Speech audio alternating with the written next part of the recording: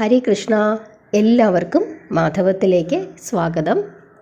നമ്മളെല്ലാവരും തന്നെ വീട്ടിൽ നിലവിളക്ക് കത്തിക്കുന്നവരാണ്. ഏത് ഒരു മുറി മാത്രമേ ഉള്ളെങ്കിൽ പോലും നമ്മൾ അതൊന്ന് ഒതുക്കി വൃത്തിയാക്കി ശുദ്ധമായി കുറച്ച് ഭാഗം എടുത്ത് വെച്ചിട്ട് ആ ഭാഗത്ത് നമ്മൾ വിളക്ക് കത്തിക്കാറുണ്ട്. അപ്പോൾ നമ്മൾ വിളക്ക് കത്തിക്കുന്നവരെല്ലാവരും തന്നെ ശ്രദ്ധിക്കേണ്ടുന്ന ചില കാര്യങ്ങളാണ് പറയുന്നത്. അതായത് വിളക്ക് കത്തിക്കുന്ന സ്ഥലം എപ്പോഴും വൃത്തിയുള്ള സ്ഥലത്തായിരിക്കണം നമ്മൾ വിളക്ക് കത്തിക്കേണ്ടത്.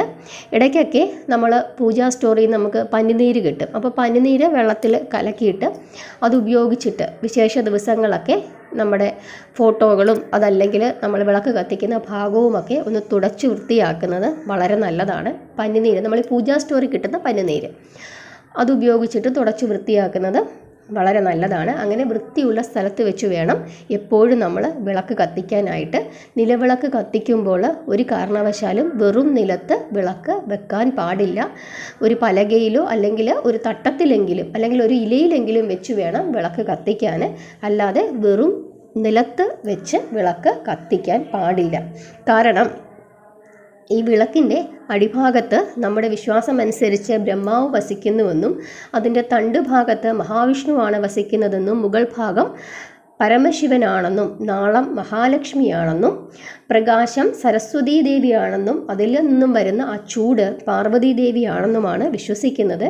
അപ്പോൾ തന്നെ സകല ദേവതാ സാന്നിധ്യമുള്ള വിളക്കാണ് എന്തെന്ന് പറയുന്നത് ആ നമ്മൾ കത്തിക്കുന്ന ആ നിലവിളക്ക്. അപ്പോൾ അതിന് ഭയങ്കരമായ ആ ഭാരമുണ്ടാകും. ആ ഭാരം ഭൂമിദേവിക്ക് ഡയറക്റ്റ് താങ്ങാനായിട്ട് പറ്റില്ല. അതുകൊണ്ട് നമ്മൾ ഒരു പീഠത്തിൽ വെച്ചോ അല്ലെങ്കിൽ ഒരു പാത്രത്തിൽ വെച്ചോ ഇനി ഒന്നുമില്ലെങ്കിൽ ഒരു ഇലയിലെങ്കിലും വെച്ച് മാത്രമേ നമ്മൾ വിളക്ക് കത്തിക്കാവൂ. ഇനി എത്ര തിരിയിട്ട് വിളക്ക് കത്തിക്കുന്നതാണ് ഏറ്റവും ഉത്തമം? 5 തിരിയിട്ട് വിളക്ക് കത്തിക്കുന്നതാണ് ഭദ്രദീപം. അത് വളരെ വിശേഷമാണ്. പക്ഷേ എപ്പോഴും നമുക്കങ്ങനെ കത്തിക്കാൻ കഴിയാത്തത് കൊണ്ട് സ്ഥിരമായി നമ്മൾ 2 തിരിയിട്ട് വിളക്ക് കത്തിക്കണം.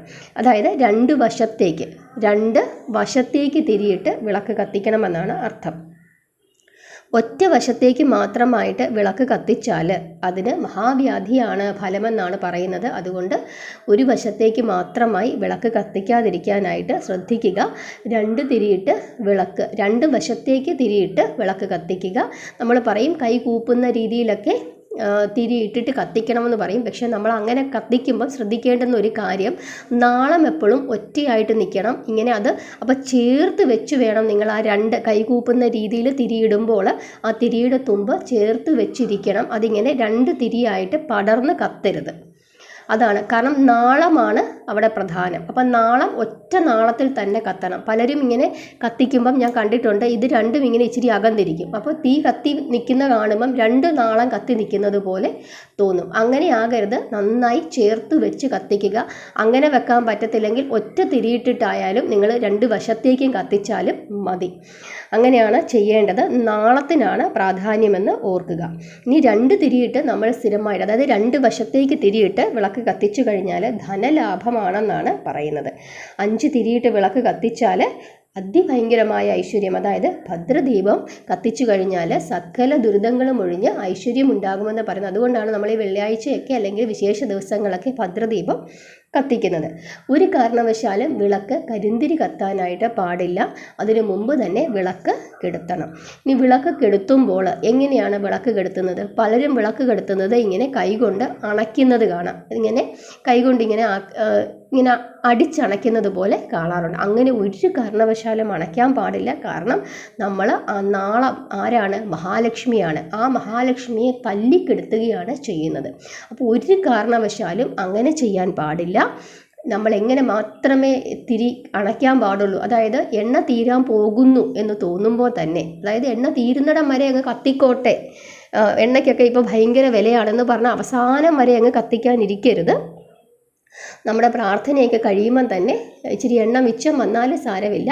ഒന്നുകിൽ നമ്മുടെ കയ്യിൽ നമ്മൾ പൂജയ്ക്ക് ഉപയോഗിച്ചിരിക്കുന്ന പുഷ്പങ്ങൾ കൊണ്ട് പതിയനെ ആ തിരിനാളം അണയ്ക്കുക. അതല്ലെങ്കിൽ പൂക്കളൊന്നുമില്ല, ഇപ്പോൾ ഫ്ലാറ്റിലൊക്കെ താമസിക്കുന്നവർക്ക് പൂക്കളൊന്നുമില്ലെങ്കിൽ ആ തിരി പതിയനെ പുറകോട്ട് വലിച്ച് ആ എണ്ണയിൽ ആ തിരി മുക്കി ആ ദീപം കെടുത്തുക. അതല്ലാതെ കൈകൊണ്ടൊരിക്കലും തല്ലി അണയ്ക്കാൻ പാടില്ല, അത് മഹാലക്ഷ്മിയെ തല്ലിക്കെടുത്തുന്നത് പോലെയാണ്. അതുപോലെ തന്നെ വിളക്ക് കത്തിക്കുമ്പോൾ നമ്മൾ ചന്ദനത്തിരിയും കത്തിച്ചു കൂടെ വെക്കുന്നത് വളരെ നല്ലതാണ്. അതുപോലെ തന്നെ നിർബന്ധമായും ചെയ്യേണ്ടുന്ന ഒരു കാര്യമെന്ന് പറയുന്നത് കിണ്ടിയിൽ വെള്ളം വെക്കുക എന്നുള്ളതാണ്. അത് നമ്മൾ തീർച്ചയായിട്ടും ചെയ്യണം. ചന്ദനത്തിരി ഒന്നും കത്തിച്ചില്ലെങ്കിൽ സാരമില്ല, പക്ഷേ കിണ്ടിയിൽ വെള്ളം വെച്ചിട്ട് വേണം വിളക്ക് കത്തിക്കാൻ. ഇതൊക്കെയാണ് ശ്രദ്ധിക്കേണ്ടത്. ഇനി 5 തിരിയിട്ട് വിളക്ക് കത്തിക്കുമ്പോൾ ഏതൊക്കെയാണ് ദിക്കുകൾ? കിഴക്കോട്ട് തിരിയിടണം, പടിഞ്ഞാട്ട് തിരിയിടണം, തെക്ക്, വടക്ക്, വടക്ക് കിഴക്ക്. ഏതൊക്കെയാണ്? കിഴക്ക്, പടിഞ്ഞാറ്, തെക്ക്, വടക്ക്, വടക്ക് കിഴക്ക്. അത് പ്രത്യേകം ശ്രദ്ധിച്ചോണം. 5ാമത്തെ തിരി വടക്ക് കിഴക്കോട്ട് വേണം ഇടാനായിട്ട്. അതായത് വടക്കിൻ്റെയും കിഴക്കിൻ്റെയും തിരിയുടെ നടുഭാഗത്തായിട്ട് വടക്ക് കിഴക്കോട്ട് തിരിയിടണം. ആ തിരി സൂചിപ്പിക്കുന്നത് കൈലാസത്തിലേക്കാണ്. അപ്പം കൈലാസത്തിലേക്ക് നോക്കിയാണ് നമ്മൾ ആ തിരി ഇടുന്നത്. ഒരു കാരണവശാലും മറുവശത്തേക്കൊന്നും ഇടരുത്. വടക്ക് കിഴക്കേ ഭാഗത്തേക്ക് വേണം ആ 5ാമത്തെ തിരി ഇടാനായിട്ട്. നമ്മൾ പലപ്പോഴും ആളുകൾക്ക് തെറ്റുന്ന ഒരു കാര്യമാണ്. കാരണം ഈ 4 വശത്തേക്കും കറക്റ്റായിട്ട് ഇടും. പിന്നെ നമുക്ക് സൗകര്യമുള്ള ഏതെങ്കിലും ഒരു വശത്തേക്ക് അങ്ങ് തിരിയിടും. അങ്ങനെ ഇടരുത്. നമ്മൾ വടക്ക് കിഴക്ക് ഭാഗത്തേക്ക് മാത്രമേ ആ 5ാമത്തെ തിരി ഇടാൻ പാടുള്ളൂ. പിന്നെ ചെയ്യേണ്ടുന്ന ഒരു കാര്യം, ദിവസവും നിലവിളക്ക് കഴുകി തന്നെ ഉപയോഗിക്കണം. ചിലർ നിലവിളക്ക് കഴുകിയില്ല, അതിൻ്റെ കളറ് പോകുമെന്നും പറഞ്ഞ് ഒരു പൊടിയൊക്കെ മേടിച്ച് പൂശും. അങ്ങനെ പൊടിയൊക്കെ മേടിച്ച് പൂശുന്നതുകൊണ്ടൊന്നും കുഴപ്പമില്ല. പക്ഷേ വിളക്ക് കഴുകിയതിന് ശേഷം മാത്രമേ പൊടി പൂശാൻ പാടുള്ളൂ. കാരണം പല വീടുകളിലും ഞാൻ കണ്ടിട്ടുണ്ട്, വിളക്കിങ്ങനെ തിളങ്ങി സ്വർണ്ണവർണ്ണം പോലെ ഇരിക്കും. അപ്പം ഞാൻ ചോദിച്ചിട്ടുണ്ട്, ഈ വിളക്ക് എങ്ങനെയാണ് ഇങ്ങനെ സ്വർണ്ണവർണ്ണം പോലെ സൂക്ഷിച്ചിരിക്കുന്നതെന്ന് ചോദിക്കുമ്പോൾ അവർ പറഞ്ഞത്, ഞാൻ ഈ വിളക്ക് മേടിച്ചിട്ട് ഇതുവരെ വെള്ളം കാണിച്ചിട്ടേ ഇല്ല എന്ന്. ഇതിന് ഒരു റോസ് കളറിലെ ഒരു ലിക്വിഡ് മേടിച്ച് ഇങ്ങനെ തുടച്ചുകൊണ്ടിരിക്കുകയാണ്. പക്ഷേ ഒരു കാരണവശാലും അങ്ങനെ ചെയ്യാൻ പാടില്ല. നമ്മുടെ വിളക്കിന് ഇച്ചിരി കളറൊക്കെ കുറഞ്ഞാൽ നമ്മളത് കടയിൽ കൊടുത്ത് നമുക്ക് പൂശിക്കാം. അതല്ലെങ്കിൽ പുതിയ വിളക്ക് മേടിക്കാം. അതല്ലെങ്കിൽ നിങ്ങൾ കഴുകിയതിന് ശേഷം ഈ ലിക്വിഡൊക്കെ ഉപയോഗിച്ച് കഴുകിക്കോളൂ. പക്ഷേ അതിനൊന്നും ദോഷമില്ല. പക്ഷേ വിളക്കിനൊക്കെ അത് കേടാണ്, ഇതൊക്കെ കെമിക്കലാണ്. അതുകൊണ്ട് അങ്ങനെയൊന്നും ചെയ്യാതിരിക്കുക. നിർബന്ധമായും എന്ത് ചെയ്യുക? വിളക്ക് കഴുകി തന്നെ നമ്മൾ കത്തിക്കുക. പണ്ടത്തെ ആളുകൾ പറയും വിളക്ക് തേച്ച് മുക്കി വെച്ചിരിക്കുന്നു എന്ന്. കാരണം അത് നിർബന്ധമാണ്. നമ്മൾ കഴുകിയിട്ട് വേണം നമ്മൾ ഉപയോഗിക്കാനായിട്ട്. കാരണം നമ്മളിപ്പോൾ ഒരു പാത്രത്തിൽ നമ്മൾ ആഹാരം കഴിച്ചതിന് ശേഷം ആ പാത്രം തുടച്ച് ആണോ നമ്മൾ അവിടെ വെക്കുന്നത്? നമ്മൾ ചില തട്ടുകടയിലൊക്കെ കണ്ടിട്ടുണ്ട്, പ്ലേറ്റ് ഇങ്ങനെ തന്നിട്ട് അതിൻ്റെ പുറത്തൊരു ഇലയോ പ്ലാസ്റ്റിക്കോ ഒക്കെ വെച്ചിട്ട് ദോശയൊക്കെ ഇട്ട് തരും. എന്നിട്ട് ഈ പ്ലാസ്റ്റിക്കാണ് എടുത്ത് കളയുന്നത്. ഈ പാത്രം കഴുകാതെ അവിടെ വെക്കും. നമ്മളൊന്ന് ആലോചിച്ച് നോക്കിക്കേ. അതുപോലെ തന്നെയാണ് നിലവിളക്കിൻ്റെ കാര്യം. അപ്പോൾ ഈ കാര്യങ്ങളൊക്കെ ശ്രദ്ധിക്കുക. ഇനി വിളക്ക് കത്തിച്ചു വെച്ച് കഴിഞ്ഞതിന് ശേഷം നമ്മൾ ആ ദീപത്തെ നോക്കി തൊഴുതു പ്രാർത്ഥിക്കേണ്ടുന്ന 3 പ്രാർത്ഥനകൾ ഞാൻ നിങ്ങൾക്ക് പറഞ്ഞു തരാം. അതിൽ 1ാമത്തെ പ്രാർത്ഥന ഇങ്ങനെയാണ്: ശുഭം കരോതി കല്യാണം ആരോഗ്യം ധന സമ്പദ ശത്രുബുദ്ധി വിനാശായ ദീപജ്യോതിർ നമോസ്തുതേ. ഇതാണ് 1ാമത്തെ നാമം. 2ാമത്തത് ദീപജ്യോതി പരബ്രഹ്മ ദീപജ്യോതി ജനാർദ്ദന ദീപോ ഹരതുമേ പാപം സന്ധ്യാദീപം നമോസ്തുതേ.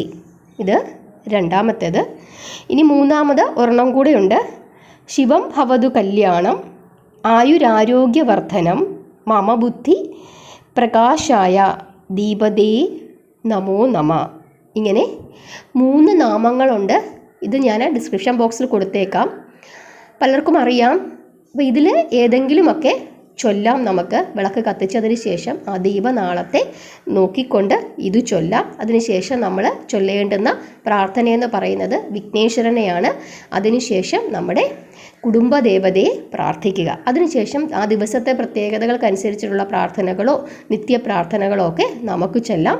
ചൊല്ലി പ്രാർത്ഥനയ്ക്കെല്ലാം ശേഷം നമുക്ക് ഭഗവാനെ നമസ്കരിക്കുക. എന്നിട്ട് നമ്മൾ ഭഗവാനോട് പറയുക, നമ്മൾ ചൊല്ലിയ പ്രാർത്ഥനകളിൽ ഏതെങ്കിലും തെറ്റൊക്കെ വന്നിട്ടുണ്ടെങ്കിൽ ഭഗവാൻ അത് ക്ഷമിച്ച് നമ്മളെ അനുഗ്രഹിക്കണമെന്ന് പറഞ്ഞ് നമസ്കരിച്ചതിന് ശേഷം വേണം വിളക്ക് അണയ്ക്കാൻ. വിളക്ക് അണയ്ക്കേണ്ടുന്ന രീതി ഞാൻ പറഞ്ഞു, അതനുസരിച്ച് തന്നെ വേണം വിളക്ക് അണയ്ക്കാനായിട്ട്. ഇത്രയും കാര്യങ്ങളാണ് നിലവിളക്ക് കൊളുത്തുമ്പോൾ ശ്രദ്ധിക്കേണ്ടത്. എല്ലാവരെയും ഭഗവാൻ അനുഗ്രഹിക്കട്ടെ. നന്നായി പ്രാർത്ഥിക്കുക. ഹരേ കൃഷ്ണ.